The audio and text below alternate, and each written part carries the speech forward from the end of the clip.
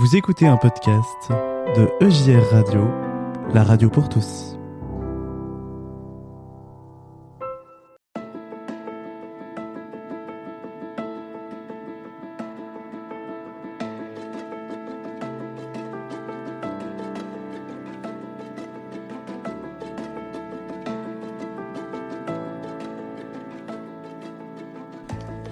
Bonjour, je suis Tulch et je vous souhaite la bienvenue autour de cette discussion par des étudiants en théologie. Aujourd'hui, on a le plaisir de partager la parole avec quelques membres du bureau de l'AEI. Bonjour Emmanuel. Bonjour Tulch. Bonjour Evan. Bonjour Tulch. Bonjour Elisama. Bonjour. Je sais que vous avez tant de choses à dire sur vous et je vous laisse vous présenter un par un. On va commencer peut-être par Emmanuel. Alors moi je suis Emmanuel Corré, étudiante en Master 1 à l'Institut protestant de théologie, faculté de Paris, présidente de l'association des étudiants de la dite faculté et puis d'origine ivoirienne. Voilà. Merci Emmanuel. Evan. Avec plaisir, Evan, étudiant en deuxième année ici à la faculté de Paris et très heureux de faire partie du bureau de l'association étudiante. Merci Evan. Elisama. Alors moi c'est Elisama Rezende, je suis brésilienne, je suis en L1 et je fais partie de l'association comme responsable communication. Merci pour ces belles présentations. Et je me dis, ça vous dit peut-être de parler de l'AEI pour vous, qu'est-ce que ça peut représenter l'AEI et peut-être de définir un peu ce qu'est l'association d'étudiants de l'Institut protestant de théologie de Paris. Alors je me jette à l'eau, non pas parce que je suis la présidente, mais parce que je vois les regards fixés sur moi. Alors l'association des étudiants, comme son nom l'indique, elle permet de regrouper tous les étudiants de la faculté, d'organiser une vie, je dirais pas en dehors des études, parce qu'on a un cadre quand même bien fixé, c'est-à-dire on a la faculté, on a les locaux, on a le cadre institutionnel qui nous donne quand même une balise au niveau de nos activités. Mais concrètement, nous sommes là pour avoir cette dimension ludique, de décontraction, aussi de convivialité, parce qu'au travers des activités qu'on organise, il y a cette dimension du vivre ensemble, du partager ensemble, de se connaître autrement et d'avoir notre théologie aussi travaillée ou enrichie en dehors des classes et des cours qu'on a avec nos enseignants. Voilà. Merci Emmanuel. Yvonne, Elisama, vous voulez rajouter quelque chose ou... Oui, si je devais définir l'association, je pense que je la définirais en trois mots. Amitié, premièrement. Deuxièmement, animation. Et troisièmement, adelphité. Alors, amitié, parce que quand je suis arrivé à la faculté de Paris de l'IPT, ce qui m'a surpris en premier lieu, c'est le caractère vraiment amical des relations entre étudiants et étudiants. Deuxièmement, j'avais dit animation, parce qu'à l'AEI, on organise pas mal d'animations. Et ça participe au côté festif et amical qu'il y a dans la faculté. Par exemple, chaque année, on organise un gala, le grand gala de l'IPT. Et puis enfin, adelphité, parce que, alors je ne sais pas si vous connaissez le mot, adelphité, c'est à la fois fraternité et sororité.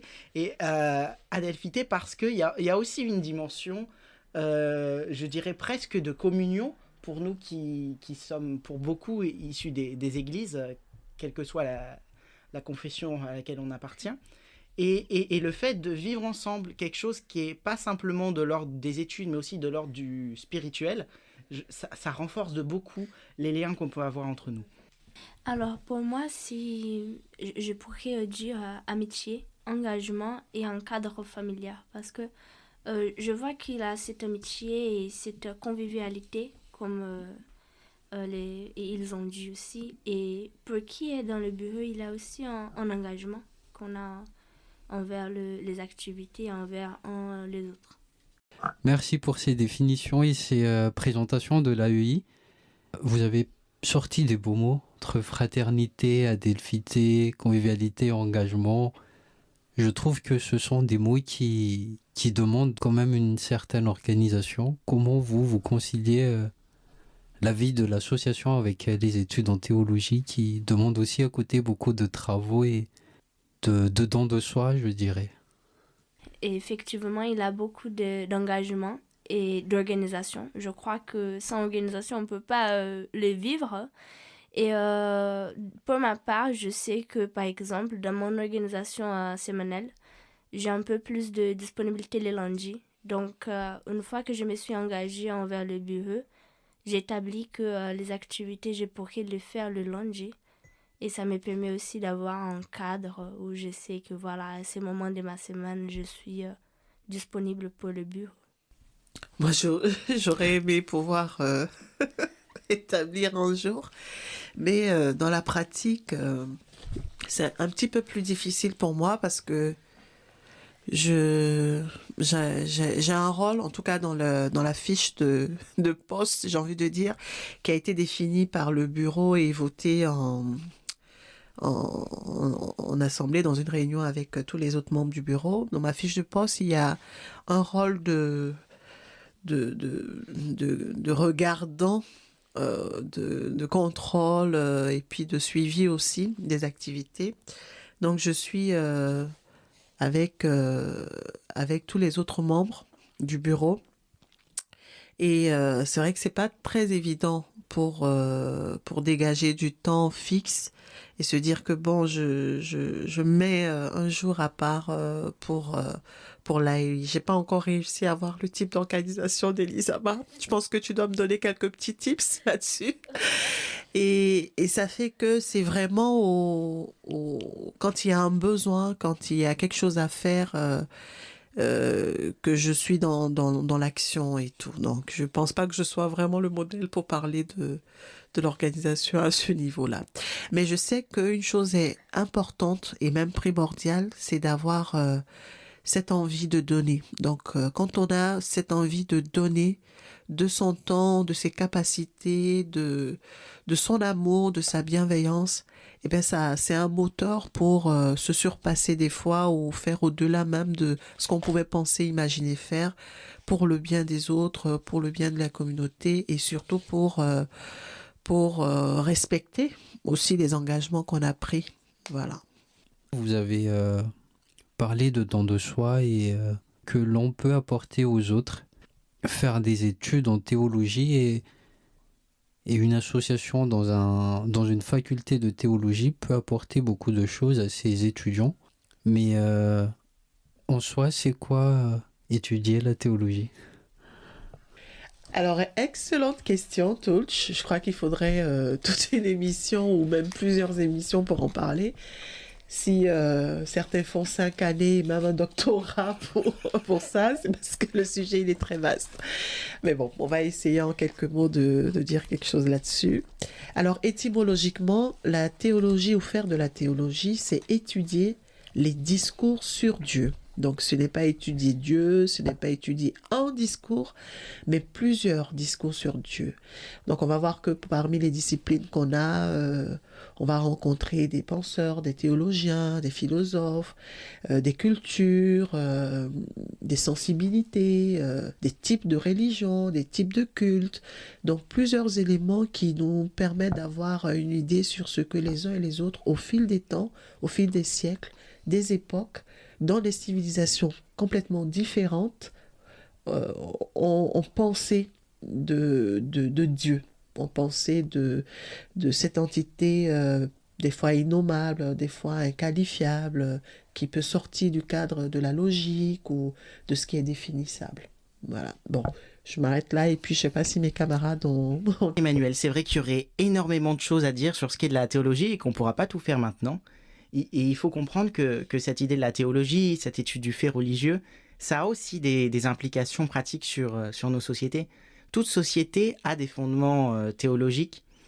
Par exemple, si je prends l'idée de théolégumène, un théolégumène, c'est une affirmation théologique.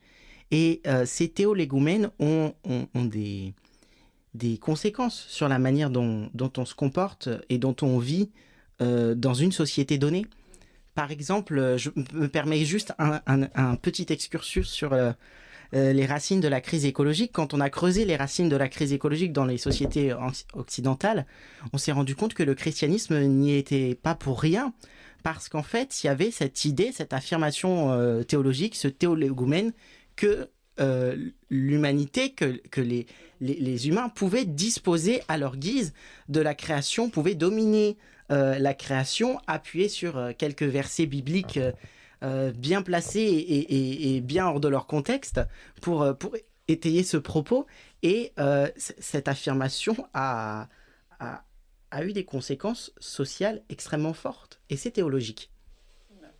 Je suis tout à fait d'accord, parce que quand tu parlais, j'ai eu à penser aussi à ce rôle dans lequel on cantonne aussi les femmes. Voilà, donc ça part d'une organisation établie, d'une conscience qui est enracinée, mais qui a des fondements qui sont pas très loin du fait religieux ou du fait biblique. Des versets qui mettent l'homme à une position d'autorité ou en posture de supériorité par rapport à la femme, ont motivé depuis la nuit des temps les rapports qu'il peut avoir entre hommes et femmes. Et oui, donc c'est tout ça qu'on étudie dans la théologie. On fait de l'exégèse, on fait de l'herméneutique, et puis je pense que peut-être qu'on aura d'autres occasions, d'autres émissions pour en parler un peu plus en profondeur. Mais en gros, pour moi, c'est ça. Je sais pas si Elisama veut dire aussi quelque chose. Oui, je voudrais ajouter une partie un peu plus pratique, parce que c'est très beau de voir c'est quoi les sujets qu'on peut aborder dans la théologie, mais qu'est-ce que ça fait dans notre vie individuellement d'étudier la théologie. Donc, pour moi, la théologie, d'une manière empirique, c'est se mettre en question. Quand on commence à étudier la théologie, j'ai dit ça basé dans mes expériences précédentes et dans celle-ci que je commence maintenant, c'est se mettre en question. C'est questionner sur qui on est, ce qu'on fait et ce qu'on croit, surtout. Voilà. En fait, c'est vrai que il y a un point que tu touches et qui me touche aussi, parce qu'une des choses que j'ai pu découvrir pendant ces années d'études, c'est qu'on fait un propre cheminement. Il y a toujours une remise en question, comme tu as dit, mais qui va nous chercher là où peut-être des fois on avait des socles, des dogmes construits personnellement ou motivés par notre éducation, notre arrière-plan culturel ou religieux, sur lesquels on était établis. Et puis à un moment, on se rend compte qu'on fait un cheminement jusqu'à ce qu'on arrive à parler de non pas la théologie, mais de sa théologie, motivée, enrichie par ce qu'on a eu à entendre, ce qu'on apprend, ce qu'on découvre, et ce non nommable ou ce qu'on n'a pas encore pu cerner, mais qui constitue toutes ces étapes de cheminement vers on ne sait pas quoi, mais qui nous enrichissent au jour le jour. Voilà. Oui, je suis extrêmement d'accord à la fois avec ce qu'a dit Elisama et à la fois avec ce qu'a dit Emmanuel. En fait, il y a une importance de ce qu'est la déconstruction quand on étudie la théologie. Déconstruire, c'est déconstruire ses présupposés, ses préjugés. Et je pense que c'est un aspect extrêmement important, notamment par rapport au texte biblique. Déconstruire ce qu'on pense que le texte biblique dit, c'est-à-dire que souvent on ne fait pas de l'exégèse, on ne cherche pas un sens au texte, on fait de l'exégèse, on lui impose un sens. On ouvre un texte biblique avec déjà dans la tête l'idée du sens qu'on veut lui donner. Et on met ce sens sur le texte biblique.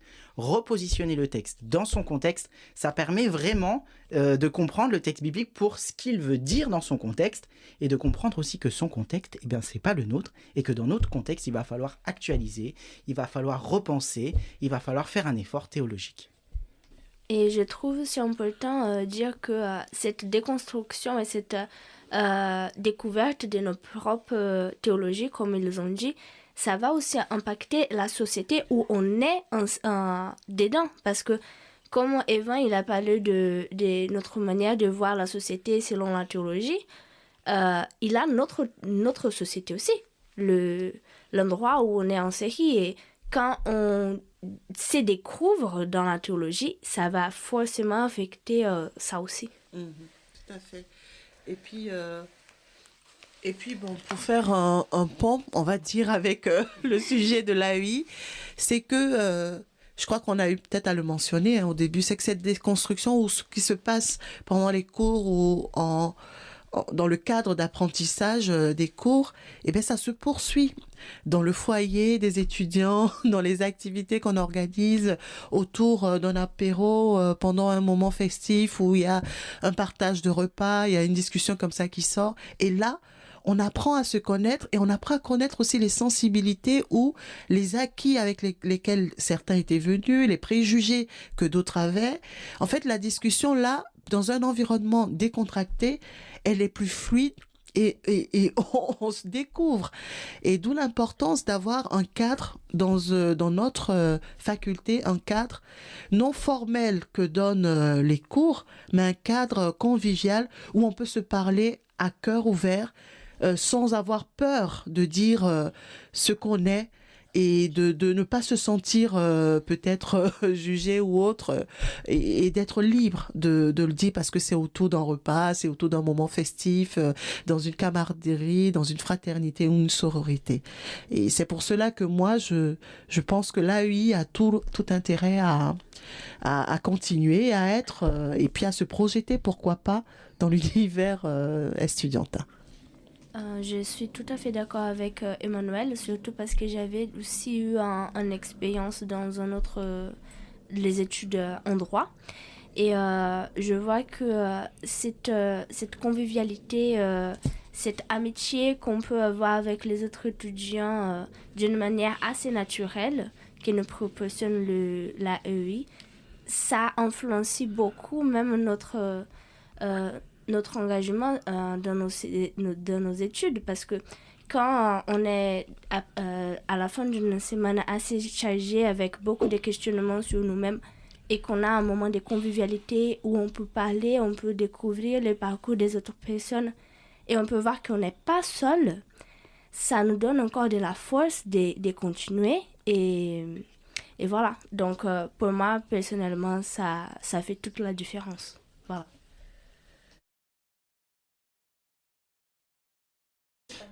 Merci à vous pour ces présentations, ces témoignages même. Mais au début, vous nous avez parlé que ce sera pas possible de discuter de toute la théologie dans une émission et même dans plusieurs émissions, j'imagine, vu qu'il y en a qui font 5 années d'études, voire 7. Et j'espère que cette année, on va bien en profiter avec les étudiants en théologie, avec les émissions qu'on va partager chaque mois. De plonger aussi dans cet univers qui intéresse quand même et où on se pose des questions. Et pour revenir un peu vers l'AEI, cette année, est-ce que vous avez des mots pour définir la projection de l'AEI ? Projection, bien grand mot. Hein. Alors, j'ai peut-être avant de parler de l'avenir, peut-être quelques petits mots pour le passé. Alors l'année dernière, après plusieurs années de Covid, l'objectif du bureau précédent dans lequel j'étais aussi était de redynamiser l'association. Donc par des activités, par des rencontres, et ça a permis de créer un certain engouement qui a été même reconnu par le corps enseignant et administratif, qui ont vu plus d'engagement, plus de motivation au sein des étudiants. Et du coup, cette année, le but, c'est de continuer sur cette lancée, de favoriser davantage cette cohésion, cette convivialité, ce rapport à l'autre enrichi au travers d'événements ou d'activités auxquels on participe. Et c'est ce qui se fera. Puis bon, on a vraiment aussi pour ambition de continuer ces rapports et échanges qu'on a initiés l'année dernière avec d'autres facultés, notamment les facultés, des associations de la faculté du Centre Sèvres, ou même de Foulassi au Cameroun, ou de Vaux-sur-Seine, et d'autres qu'on entend rallier, on va dire, à cette ambition qu'on a. Mais de façon concrète, on a établi un programme, et puis bon, je laisserai Elisa May, responsable communication, peut-être qui nous en dira un peu plus. Alors, merci Emmanuel. Par rapport au programme des événements de cette année 2023-2024, on a certains événements. On a déjà eu au fait. C'était ce jeudi 16 novembre, un karaoké, une soirée karaoké qui s'était plutôt bien passé. Et on va avoir aussi 2 grands événements, si je peux dire. Un, ça sera le 4 avril, qui c'est notre soirée interculturelle. Parce que dans l'IPT, on a plusieurs cultures, donc c'est assez important de pouvoir découvrir les uns les autres, d'où on vient et nos parcours culturels en soi. Et aussi les grands galas qui sera le 25 mai. Et voilà, toutes les informations sont sur nos Instagram, AEI, Association des étudiants de l'IPT Paris. Voilà. Merci beaucoup Elisama. Et on pourrait rajouter aussi qu'on a une chorale pour l'aspect un peu musical et aussi pour l'aspect un peu spirituel, si on peut dire, puisque ce serait pendant le temps de l'aumônerie, une fois par mois. Et on a aussi des activités sportives qui se font avec les facultés voisines de Paris, facultés catholiques et orthodoxes qui sont à quelques stations de métro de chez nous. Donc ce sont des activités ludiques, ce sont des activités théologiques et œcuméniques, parce que l'œcuménisme, c'est pas simplement des discours, c'est aller à la rencontre de l'autre. Et aussi, il est important de préciser qu'une fois par mois, on fait un petit apéro théologique, parce que faire de la théologie, c'est aussi pouvoir en discuter ensemble et pouvoir parler d'autres choses. Malheureusement, notre temps arrive déjà à son terme. Mais j'espère que le message est passé, que ceux qui peuvent venir en soutien à l'AEI va répondre à l'appel et aussi participer dans cette démarche de don de soi. Malheureusement, nous allons devoir nous quitter. Et on aura certainement l'occasion de parler sur d'autres thèmes, et notamment des outils pour les études en théologie, la Bible certainement, et peut-être aussi avec d'autres étudiants. Mais pour aujourd'hui, on remercie Evan, Elisa May et Emmanuel d'être à notre compagnie et de nous avoir partagé ce qu'ils vivent et ce qu'ils aiment dans l'AEI et l'étude en théologie. Merci à toi, Tulch, et merci à chacune et chacun de nos auditrices et auditeurs. C'est avec grand plaisir. Merci. Merci à toutes pour cette opportunité que tu nous as donnée de nous exprimer sur notre bébé, l'AEI, qui nous tient à cœur, et de partager un peu de ce qui nous motive, ce qui nous porte au sein de cette association et qui motive notre engagement.